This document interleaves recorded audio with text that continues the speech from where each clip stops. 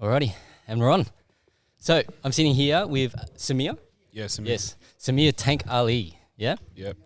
and you're fighting in the heavyweight division at the upcoming IMMAF Worlds. Yeah, that's right. Yep.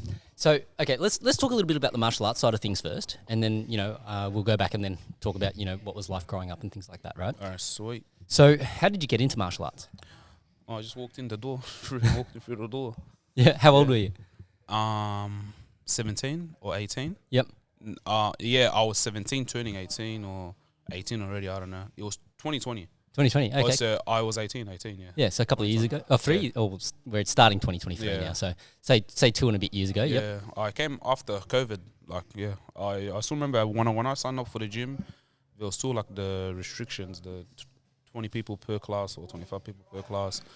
Yeah, that's when I started. Yep. And so what made you want to get into martial arts? I don't know. Like, I've always liked fighting. Yep. To be honest, like hitting people. Yeah, like I don't know, and like the competition side of it, Yep. And I really got into watching like MMA outside of what is it called, like actually training it. Yep. Like so yeah. Okay. So you were watching like UFC and all that sort of stuff, and then you thought, okay, I'm going to give this a try. Yeah. Yep. And so, okay, so you've only been training a couple of years, but you've had a pretty decent run behind you. I wouldn't call it. Nah. No. I don't really rate it. No. To be honest, yeah. Okay. Well, part of the run is also you got to take those experiences and learn as you go, right? Yeah. So for a couple of years' experience, and then getting the opportunity to go to IMMAF Worlds is a pretty significant thing too, right? Yeah. Yeah. So okay, let's go back a little bit. So before we were just talking about where your family was from. So originally your family is from Sudan, right? Yeah, Sudan. Yeah. Yeah, and that's northeast Africa. Yeah, Northeast Africa. Yep. Yeah, the Okay. northeast side. Yep. Yeah. And then but then you were born in Saudi Arabia. Saudi Arabia. Yeah. Okay. So how did your parents first get to Saudi Arabia? Do you know that story or? Nope. Nope. I actually never asked. Just happened. Yep. Yeah. And so then, how long were you? Nah, I wasn't there for long. Okay. We went back to Sudan like shortly after. Then, to Egypt, then to Australia. Okay. So how old were you when you got to Australia?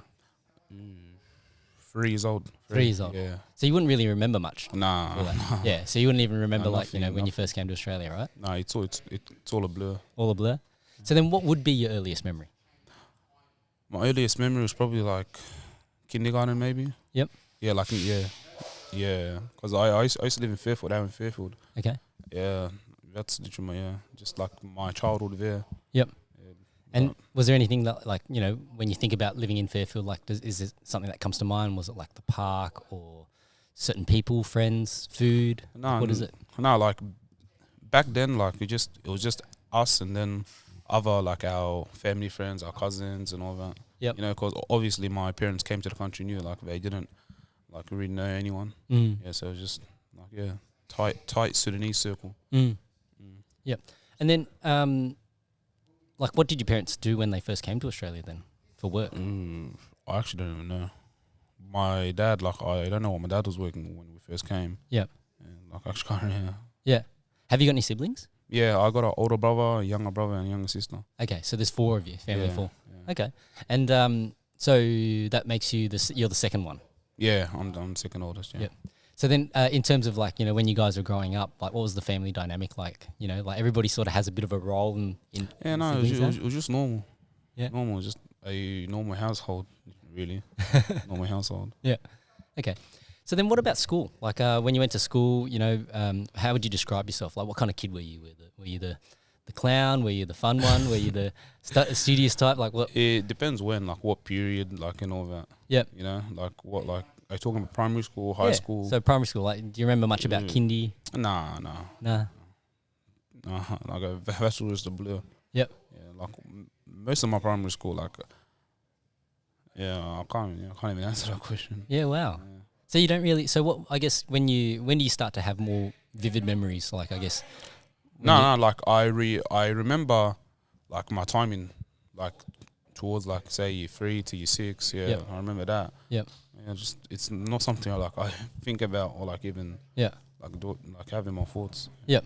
Okay. So then, how would the teachers describe you back then? How teachers describe me?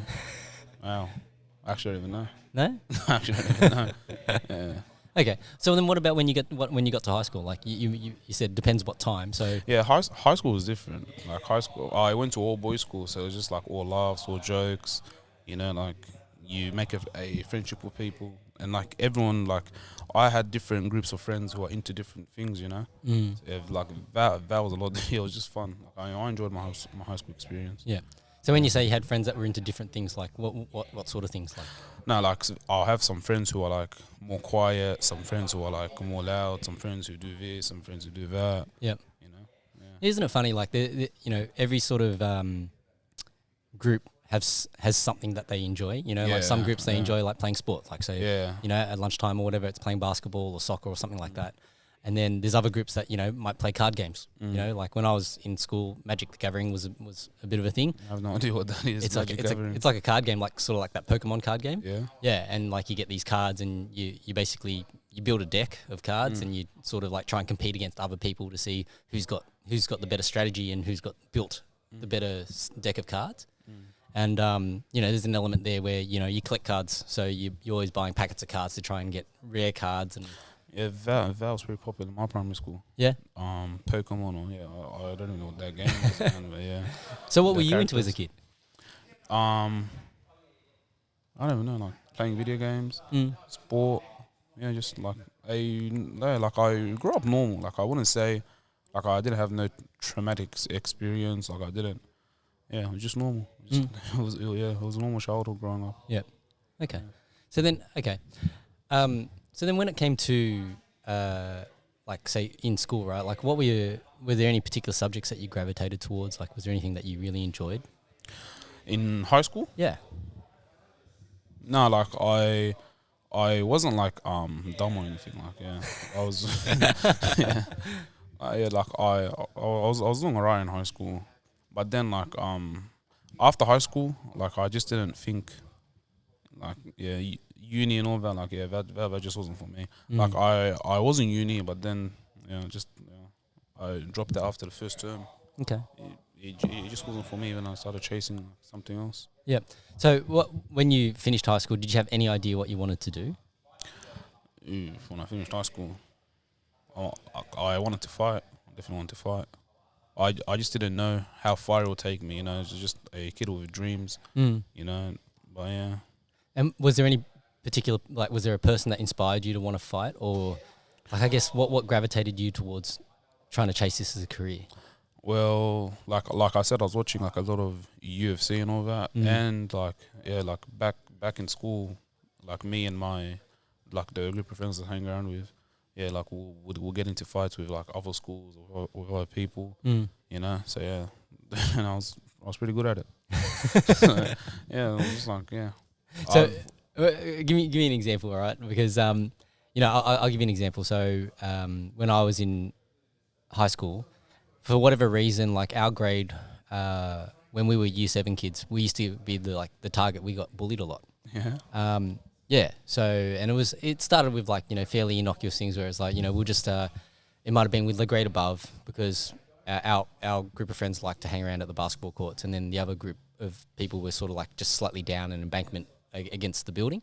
And that's like the Year 8s at the time. And it started off as like stupid things like, throwing like our tennis ball might roll down there and they'd peg it, somewhere else as opposed to, giving it back to us. And then it sort of became, okay, we're throwing fruit and like sandwiches and shit at each other. And it sort of escalated till eventually, one of my mates ended up punching one of these other kids. And then at that point, it sort of was like, okay, this is all going to blow up. And it blew up pretty quickly. And then there was like this massive fight after school one afternoon. After school fights. Yeah, like after Wednesday, so we used to have sport on a Wednesday, and it was like, I was scheduled for, this Wednesday after school, blah, blah, blah. It was this big fight. But then, I feel like after that big fight had sort of happened, and it was originally just between my friend and this other kid from the grade above, and then it became a bit of a brawl, and then after that, it seemed like everything sort of settled down, and we never really got picked on after that. Yeah. So I guess, in sharing that story, I'm sort of curious, what like when you say you got into fights, like what was it over? Like how did it start? Like it's similar. And I'm pretty sure most times, like, I never started anything. It's just like, I don't know, someone has problems with my mates, then we just go fight, and then it turns into a brawl. Then Go fight where though? Like, was it at school? Was nah, most times like it was just arranged. Like we like we'll meet you at a park, or we'll meet you at here, or we'll meet you there. Then you just meet. Yeah. Then you just fight breaks out. It's funny thinking about it now. It feels so long ago. Yeah. But yeah. Did it ever escalate to the point where it was like, you know, yeah, like fighting is one thing, right? And I guess, you know, there is an inherent risk with fighting, right? But there's always that that chance that things take a really nasty turn because somebody goes and pulls a knife, or you know, like it escalates. Well, did that ever happen, or? Nah. It was just, I don't know. It was just like everyone sort of knew, like they knew to go. It was just like, all right, I'll try to get as much people on my side because I know that's what he's gonna do. Then we'll meet up here. Then no, I don't know. It was just like I said, it's funny thinking about it now. It was just all stupid, childish. Yeah. But yeah, we were children, so yeah. it's not. Yeah. Okay. So then, so when you left school, you mentioned that you went to uni for a bit. Like, what did you? I wouldn't even count that. That was just like, I don't know. I felt like I had to go. Yep. What else is there for me to do? Yeah. Then I left it so quick. Like I don't want to talk about uni. Out of curiosity though, what did you enroll in? Like, what was the course? Oh, social science. Social science. Yeah. Wow. Okay. Why social science at the time? I don't know. Social science at the time. It was the only thing I got accepted into, I think. Okay. Yeah. Then I was just like, yeah, all right. Yeah. Just enrolled, went. Then just wasn't for you. No, I found it was a waste of time. Mm.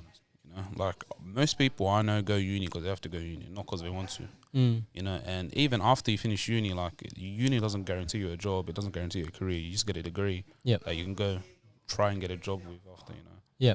So yeah, I think that route isn't. It's just not for me. Yeah. Okay. So then, what was the first thing you ended up working in? Like, what field? After school, like just normal. Like I was just applying for warehouse jobs. You know, just I was young. I graduated school when I was 17. I was still 17, so like there was nothing really to do. So I was just trying to make money, like anyway. Yeah. You know. Yeah. So you did like warehousing jobs and things. Yeah. Yep. So then, how did that then? You know, I guess I'm sort of curious as to how then you've got this business, this barbershop business. Like, how did you sort of end up with that when? Oh, because, like, yeah, as I said, I was working warehousing and everything. Then I was just buying and selling cars. Then, just smart with it. Then, I went from car to car to car to car. And each car was getting more expensive. Mm. And other way, like, I think, like, I don't think, like, it's more like of a Arab thing. Like, it's a Arab in investment thing. So, okay. Like, I don't think anyone else will get on this. You do it. Oh, okay. Let's get back a bit because I was in the car industry, so it sort of intrigues me when you mentioned you were buying and selling cars. So, what was the first car that you bought that you then made some money on? If the first car I bought was my friend's car. It was a Subaru. Yep. Impreza. Yep. Bro, we went to Melbourne to watch Israel Adesanya versus Whitaker. Okay. Yeah, we went in his car and everything. Then he was speeding. He lost his license. Yep. And then I was driving, and then he lost his license for a long period of time. Okay. So I told him, bro, straight out, I'll give you $500 for your car. And then he was like, all right. Then I bought his car with him. I literally just put a, what was it, it had the stock stereo and everything. I put a screen.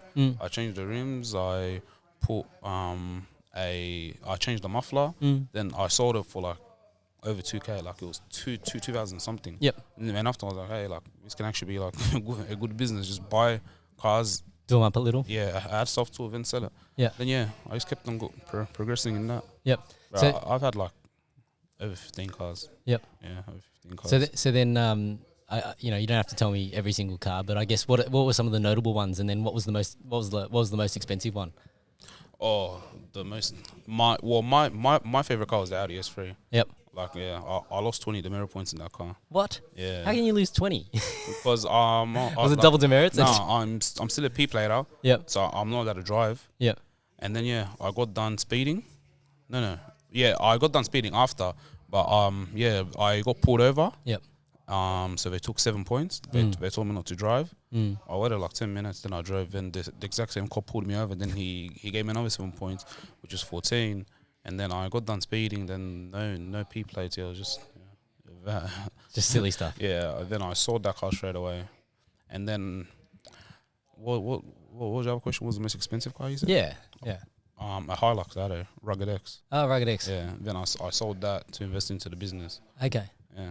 Yeah. So you just sort of, slowly worked your way. So through those 15 cars, it was like, so starting with the Impreza, buy that, did that up a little bit, sold it, got something different. And then just the dollar figure just kept climbing as you sort of got more and more money back from it. Yeah. I know. I was still working at the time. Like I spend money, but at the same time, like I don't have no like responsibilities. Like especially like a year ago, like I'll just help my parents out with money, but like I'm not paying rent. I'm not paying like a lot of bills, which if I was like older, I would, Yep. So like I always had like more extra money. Yep. And everything. Yep. Okay. And so then why of all businesses a barbershop business? I don't even know. Like I just always wanted to open a barbershop, literally, for like 2-3 years now. Yep. Yeah. Then it just happened. Yep. Yeah. The opportunity came with one of my mates, and then yeah. So is your mate a barber or something, or? Yeah. Yep. And so it was like, he was obviously wanting to get out of where he was or something. Yeah. And start his own. Yeah. Then I just bought off him. Then I changed the brand. I changed I changed a lot of things to the shop. Yeah. So out of curiosity, then, whenever you do something like that, and even say like with cars, right? You're gaining experience every time you do something like that. Yeah. Right. What were some of the things that you learnt, or what have you learnt so far? When it's come to starting your own business, and you've obviously got a little bit of an entrepreneurial spirit anyway, because if you're buying and flipping cars, like you've already got that sort of, I was almost called like a hustler spirit, like you're hustling to try and make money, right? So what are some of the things that you think that you've learnt that are good things that you could share through the business? Yeah, through the business or through flipping cars. It's good being your own boss. Yeah, it's really good being your own boss.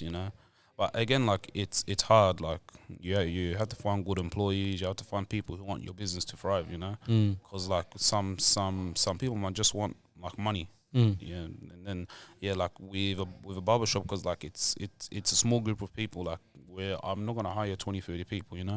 Like 5-6 people max. So yeah, and it's hard because like you have to try to find people that like can work together as well, because like you're a team. So yeah, like it's fun, it's easy, but then at the same time there's obviously the hardships in business. Yeah, like and that applies to any business. Like so I used to run a car dealership. Yeah. And so I was in the automotive industry for 17 odd years of my life, right?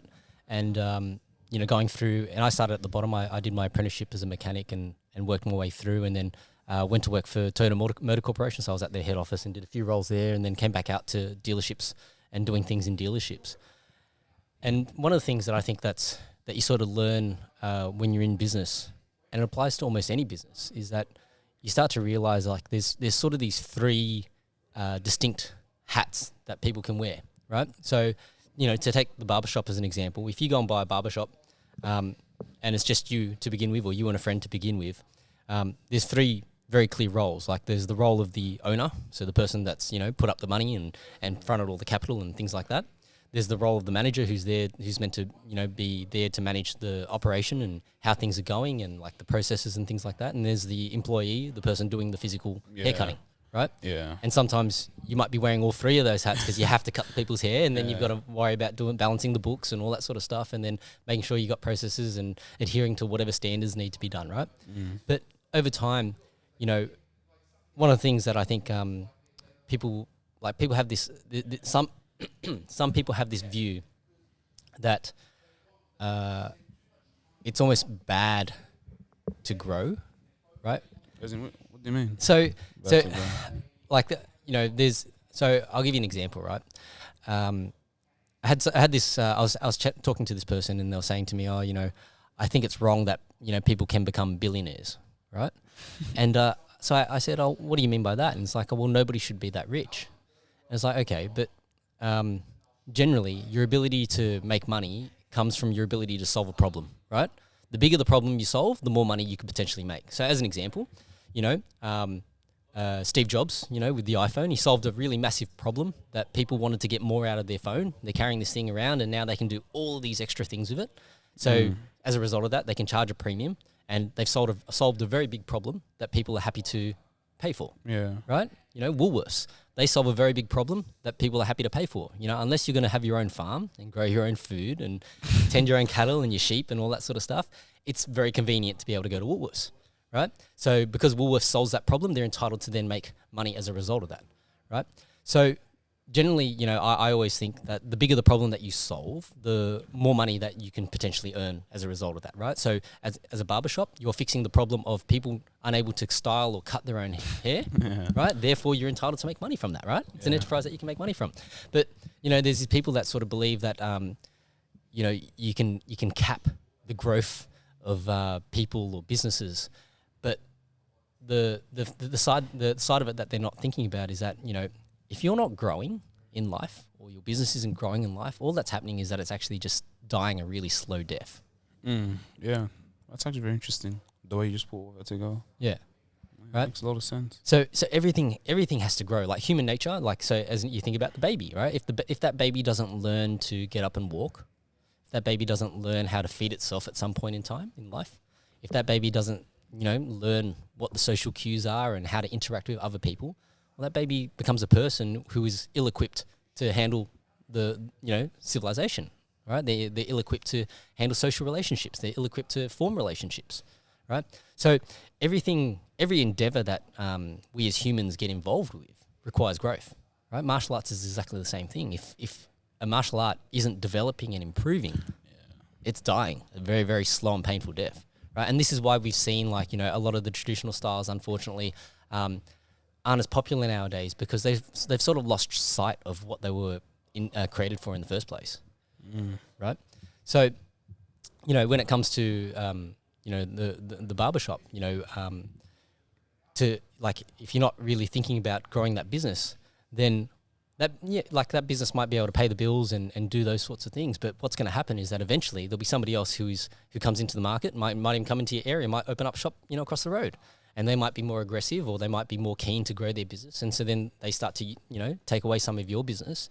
It's not right or wrong. It's just that's what life is. It's there is a competitive nature to everything that happens in life, right? So, you know, that's why I'm sort of, you know, made me curious about your mindset because you sort of had this entrepreneurial mindset already from, you know, going and doing the car flipping thing. And then to go and get yourself into a business, like it's a pretty steep learning curve, isn't it?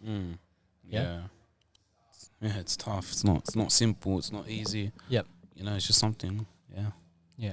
So then, I guess, you know, one of the things I am always very curious about. So, you know, you're obviously wearing what is the proper terminology for the clothing that you're wearing right now? An abaya. An abaya. Abaya. Yeah. And so you're a guy that's fairly into religion, I would say. Yeah. Have you always been this way? Well, yeah, like I grew up in a Muslim household, you know, like just it's always been in me, you know, like from young we're taught, like my parents took me to Arabic schools, to Quran classes, you know, so we learned the religion growing up and everything. But then like it gets to a point, like our religion even teaches to research about the religion on your own, not just take what your parents have have taught you and everything, you know. Yeah. Because they can only teach you so much, you know. So yeah. So then, I guess was there a particular point in your life when you decided to get more engaged with it and do your own research? Yeah, as you get older, like you realize the meaning of life, and like me, like as a Muslim, with like I believe there's life after life, you know. Yep. So yeah. So when you say the meaning of life, like that's a $1 million question there. Like a lot of people will interpret that differently, you know. Yeah. Like whether they believe in a different religion. Yep. Or like just some people actually believe like afterlife is just that's it, like you know. So then for you personally, like I guess what does that mean? What does that idea mean to you? The meaning of life. Like, is there a specific thing that that you believe in personally? Yeah. Well, me, I follow our holy book, the Quran. Yeah, and it just that has every single question to life, like to a way you should live, to what's coming after life, to why we're here, and everything. You know. Yep. So yeah, just I'm really close to that book. So like I understand the meaning of life. That's why like through everything happens in life, like you're like the wins, the losses, like when stuff goes your way, when it doesn't, the adversity. You know, like I always come back to the key. Like my key phrase is that everything happens for a reason. You know. Mm. And yeah, just when you have that mindset, like me personally, I believe like not like there's nothing that can defeat you. You know, like I always say, when Allah's with you, there's no one that can beat you. You know, like, and I don't just mean that like in competition. Like obviously I lost my last fight, so yeah, but like I just mean like in spirit, like in like we like within myself and everything. You know, like losing it, like yeah, I've lost a lot in life. It's not like I've lost fights, I've lost like friends, I've lost, you know, money, I've lost a lot. Like, yeah, it's just how you overcome it, and then you come back to the fact that like yeah, everything happens for a reason. You know? And most times when things happen bad in your life, it's to benefit you, and then you see it after. You know. Yeah, yeah. It's interesting because I think, you know, a lot of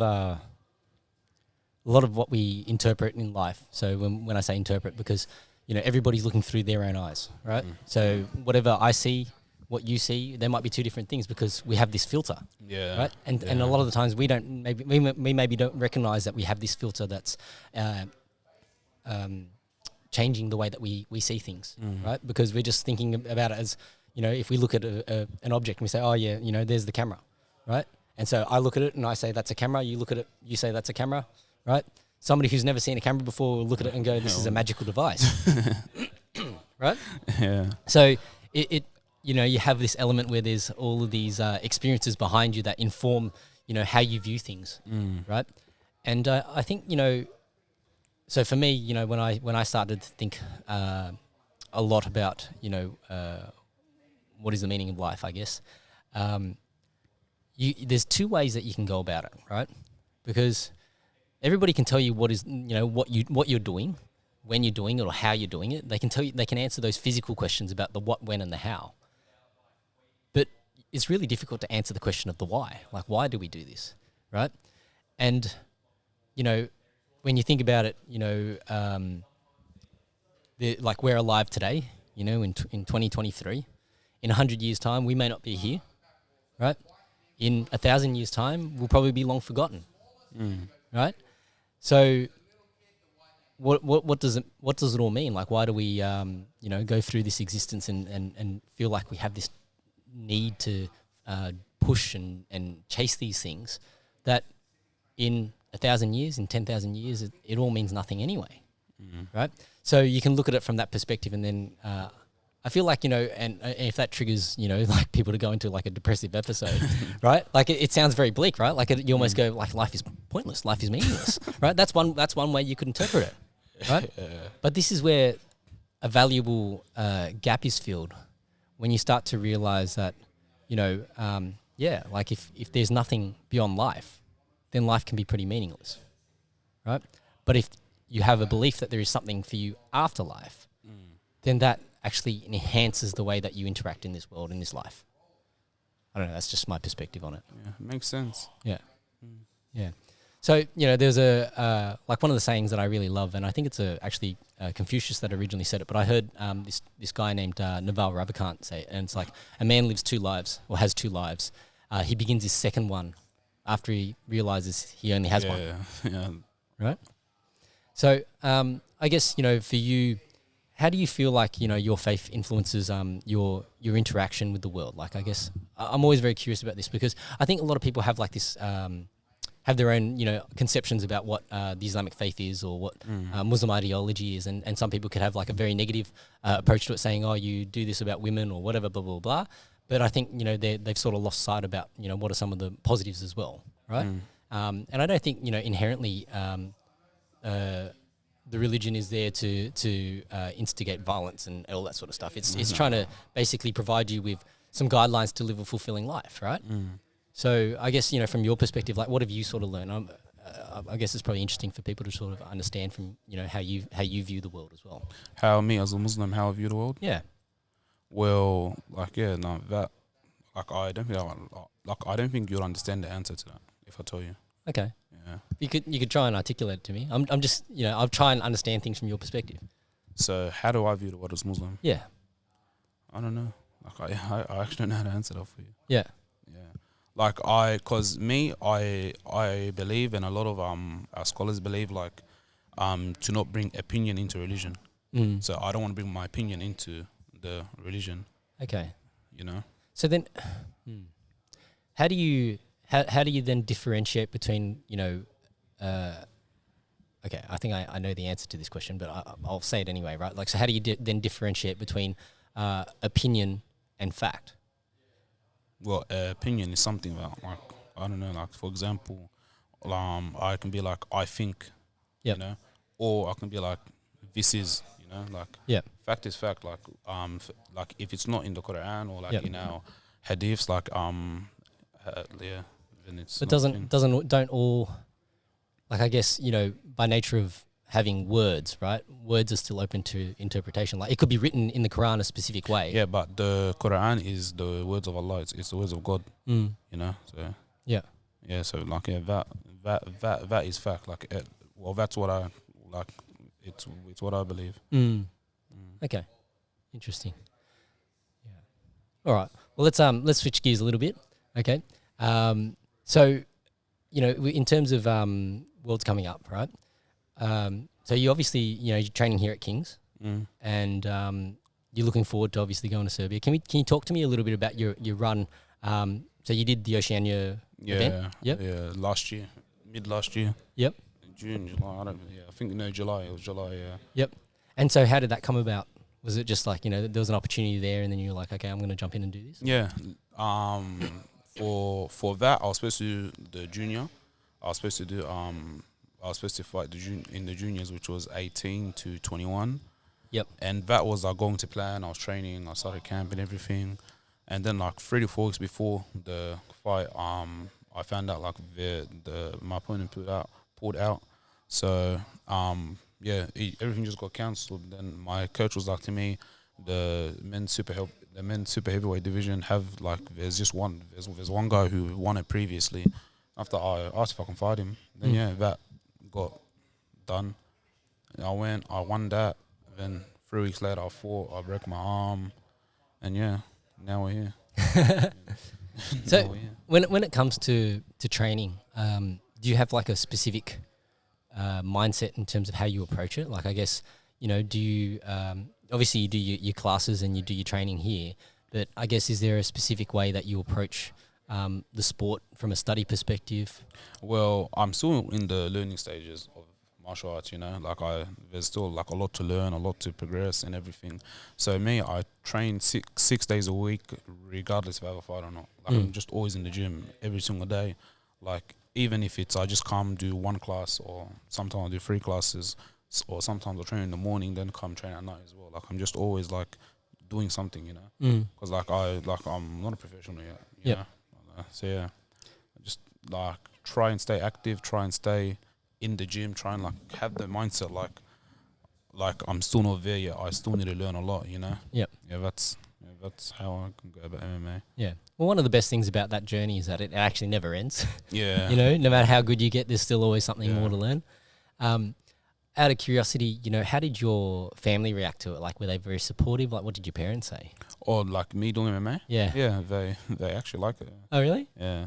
Yeah. I had the opposite experience. Like my mum originally so I got into martial arts really young. So I started karate when I was like 5, and she first sent me to karate because I was a bit of a manipulator. When I say that, like, I worked out very early on that I could just cry and get my way. So it became an easy out, you know, to get whatever you want. You just, you know, put on the waterworks.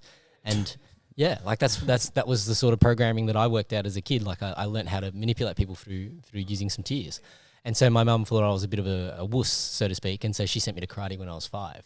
So for me, you know, I sort of did karate from 5 to 12, and then had a couple of years off, and then got into kung fu, and then did like 20 years of kung fu, and then the mixed martial arts stuff probably happened in the last, say, 10, 15 years or so. But from that perspective, it was interesting because, you know, my mum had put me in this thing when I was a kid, thinking that it was going to toughen me up. And then when I got obsessed with it, she had the opposite sort of mentality where it was like, oh, you know, you're doing this too much. You know, it's sort of taking over your life, and, you know, you need to do other things rather than be so invested in this. So I had like the opposite experience, whereas, you know, I think it's great if your family's very supportive of it. Yeah. They don't ever comment, oh, you know, you're always in the gym. No. It's become a standard thing now, you know, just it's part of my routine now. Yeah. You know. And then what about your siblings? Do your siblings train as well? Yeah, my older brother trains, my younger brother, I don't know. I actually don't even know. Yeah. Like, I know he's not training, but yeah. Yep. He has interest in it, but it's up to him if he wants to train. Yep. Okay. And so then for you, I guess, you know, what's your goal of all this? My goal? Yep. To become UFC like heavyweight champion. Okay. Yeah. And so, you know, like I always think, you know, a lot of people would say that as their goal, but what do you think makes you different? Well, me, I understand, like, yeah, I'm just more realistic with the journey to get there, you know? Like most people, most fighters in Australia, like, yeah, they're just delusional in my opinion. Like they gas themselves up, then like I don't know. Like, I don't wish anyone like bad in their career and everything, but yeah, most people they just allow it. But yeah, if they want to fight, if they want to keep doing what they're doing, yeah, they just always be that amateur, you know, that amateur fighter. You know what I mean? Like, I don't really care about amateurs. Like, I'm just trying to rack up the experience, you know. And then so when I eventually do turn pro, that's when, like, you know, like, yeah, start the journey to UFC. Yeah. Well, you're at a good place. You know, you've obviously got Brian and Elvis. Yeah. They've done it before. So, you know, you from that perspective, it's you've got a good camp behind you. I'm sort of curious, you know, you know, I'm just sort of thinking about this because when I watched that last fight of yours at Showdown, right? You know, I know you mentioned when it comes to like with your faith, you know, win or lose, it doesn't really matter, right? Do you think that that actually helps you?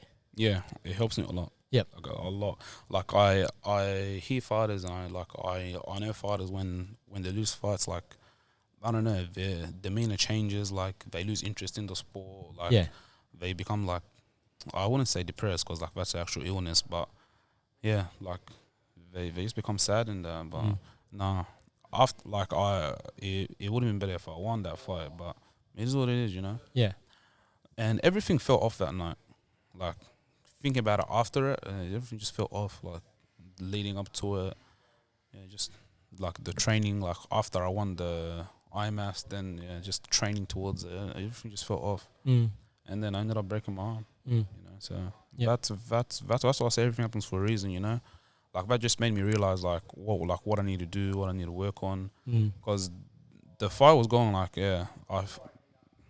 I was definitely winning, but I don't know. Like, when I watched that fight, it's just like like the levels in striking I was compared to him, I should have like sat on punches. I should have, you know, but like I had a game plan. So yeah, see, like after a fight, when you think about it, you think I should have done this, should have done that. So I think that's where like I'm heading off now. But yeah, it was fun. Like I enjoyed the fight until I broke my arm, and then yeah.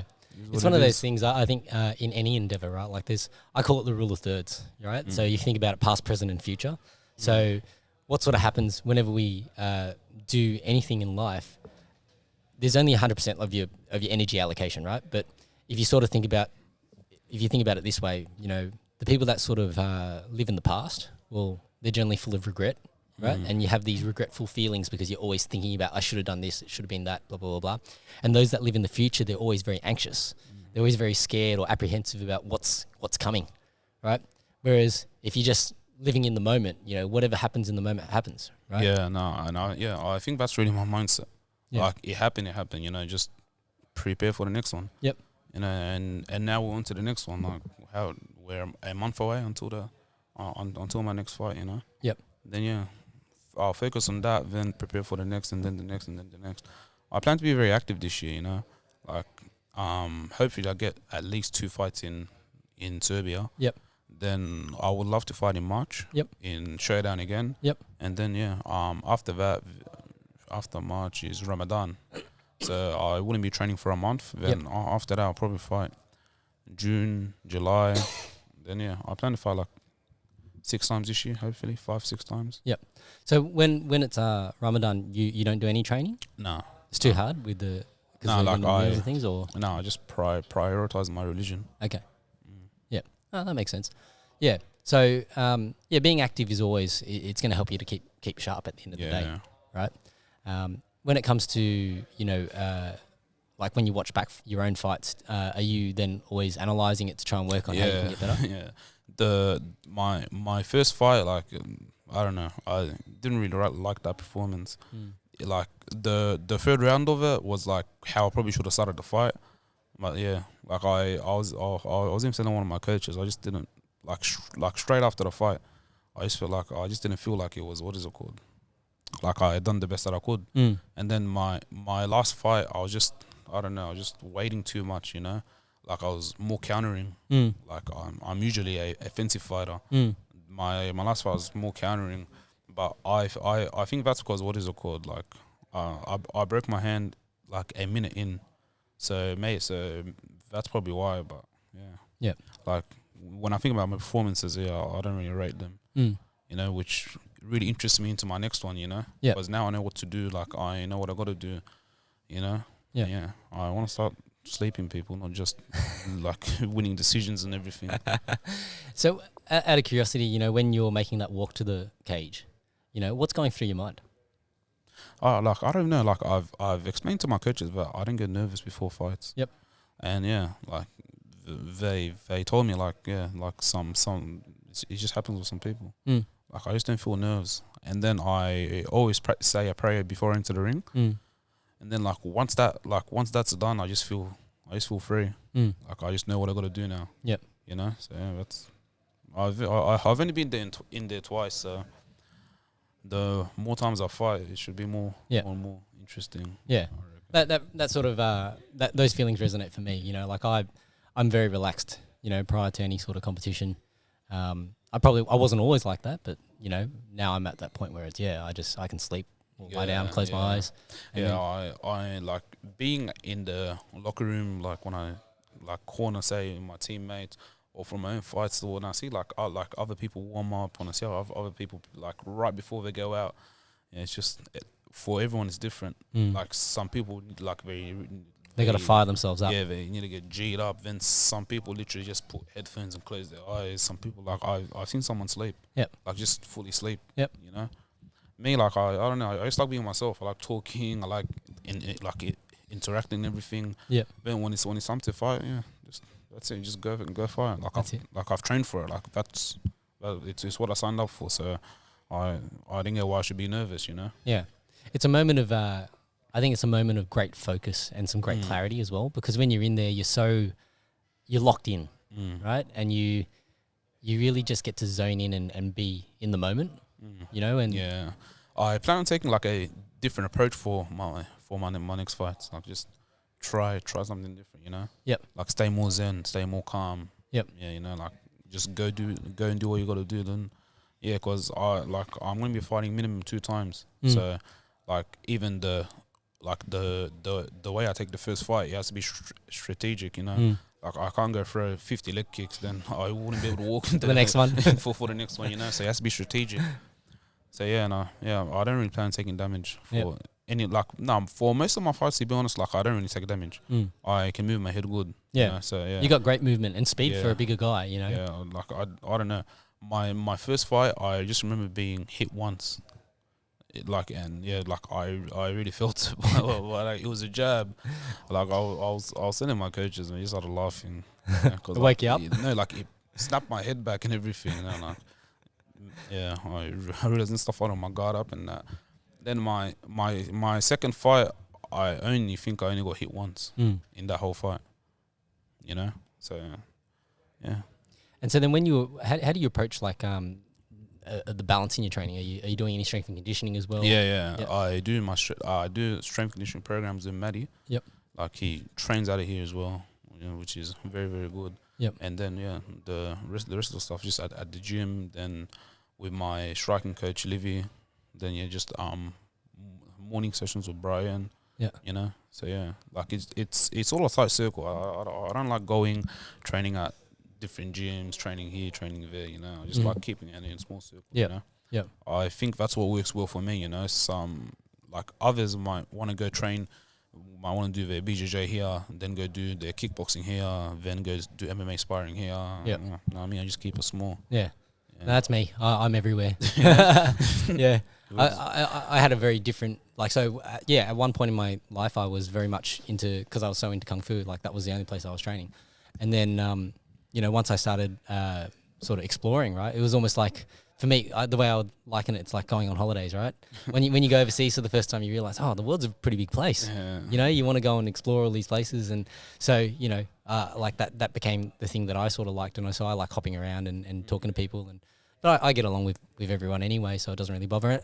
And I'm not really, I'm not competing per se. So there's not really a conflict there. Yeah. Whereas if I was like heavily competing, it'd be one of those things where, I can see why people would get upset about it. Yeah. All right. Well, I guess, we sort of covered a bit, but let's give people a sort of, a bit of a spiel from you about, how they can support you, why they should support you. And because you got shirts up for sale. Yep. I got shirts up for sale. You can find it on my Instagram. Yep. Tank MMA. Yep. With 2Ks MMA. Yeah. Yep. Tank So MMA. Tank with TANKK. Yeah. MMA. Yeah. Yep. Yeah. If you want to support, you can support me through that. But yeah, no, I think I got it covered. Yep. Think, yeah. So you got so when it comes to organising sponsors and things like that, do you manage all that yourself, or have you got someone that helps you? I don't plan on having a manager.